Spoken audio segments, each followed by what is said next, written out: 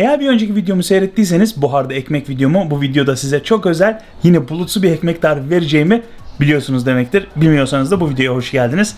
Bu sefer size ne yapıyorum? Japonya'dan bir ekmek yapacağım. Hokkaido süt ekmeği. Bu ekmeğin en büyük ayırt edici özelliği şu anda yapmış olduğum karışım. Tengzong, Tengju ya da Yukone olarak geçiyor. 1/5 oranında un ve su ya da süt karışımı benim yaptığım gibi ocakta bir macun haline getiriliyor. Oda sıcaklığına gelmesini beklerken bir taraftan da mayamı hazırlıyorum. Sütümün içerisine koydum. Unumun içerisine tuzumu ve şekerimi koyduktan sonra bir güzel karıştırıyorum. Bir önceki tarifte elle karıştırmıştım ama bu sefer mikserimi kullanmak istiyorum. Malzemelerimi teker teker yerleştirirken önce kuru malzemeleri koydum. Ondan sonra canlandırdığım mayamı koydum. Düşük hızda yaklaşık 2 dakika karıştırmaya başlıyorum. Bu sırada Tengju karışımımı ve yumurtamı ekliyorum. Dolayısıyla kuru malzemelerle yaş malzemeler artık karışmaya başladılar. Bir taraftan da tereyağını ekliyorum ama siz benim yaptığım gibi kenara takmayın, onu içeriye sıkıştırın. Yaklaşık 5 dakika karıştırdıktan sonra hamurun kıvamına geliyor. Üzerini nemli bir bezle kapatıp 2 katı olana kadar bekliyorum. Bu sırada ne yapacağım? Sıfırdan bir burger tarifi yaptığım için evde kıyma çekeceğim. 3 farklı bölgeden et kullanıyorum. 2 farklı hayvandan. Kuzu gerdan, dana döş ve dana kaburga. Bunları makinemin kalın aynasında çektikten sonra çok yoğurmadan sadece ufacık bir şekil vererek bir top haline getiriyorum ve bekliyorum.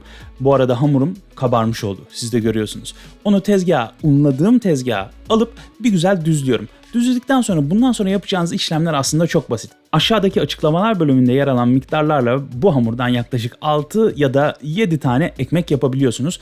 Ben bugün 7 ekmek yapacağım. Yine bir tanesini deneme ekmeği olarak kullanıyorum. Şekillendirme işlemi de yine çok basit. İçeriye doğru kıvırarak yuvarlak böyle topçuklar yapıyorum ve bu topçukları da tepsimin içerisine koyduğum pişirme kağıdıma yerleştiriyorum. Şu parmakla yuvarlama işi bu işin aslında en önemli kısmı.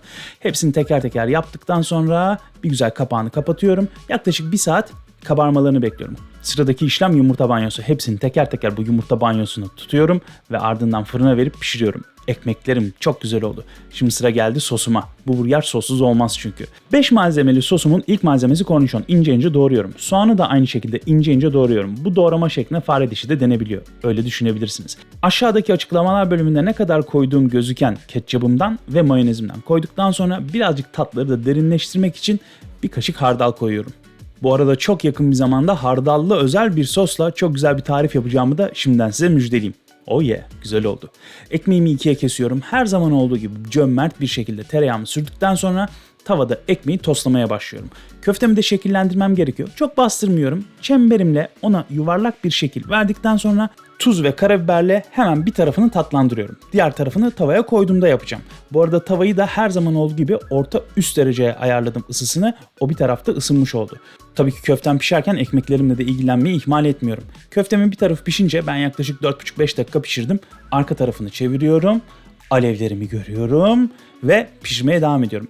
Köftenin diğer tarafı pişerken ekmeklerin kızarmış olduğunu siz de fark edeceksiniz. Ekmeğimi tabağa alıyorum. Güzel sosumdan bir güzel kat alt ekmeğimi sürdükten sonra köftemi sosumu sürdüğüm ekmeğimin üstüne çekiyorum. Bu arada ne yapıyorum? İkinci yani üst ekmeğime de sosumu sürmeyi ihmal etmiyorum. Bence harika oldu. Şimdiden çok güzel gözüküyor. 2019'un Mayıs ayında gerçekleştirdiğim Tokyo seyahatinde detaylarını çok daha iyi öğrendiğim bu metodun Tengzong, Tengju ya da Yukone ekmeklerinize fevkalade bir doku, bulutsuluk katacağını şimdiden teyit edebilirim. Bu yaptığım ekmek harika oldu. Kuru kuru ekmek tarifi videosu vermek olmazdı. Hem size evde köfte nasıl çekilir hem de harika soslarla size nasıl güzel bir burger sosuyla bütün bir burger sıfırdan nasıl yapılır onu göstermiş oldum. Umarım bu tarifi beğenmişsinizdir. Başka ne videolar çekebileceğimle ilgili de aşağı yorum yazmayı unutmayın. Görüşürüz.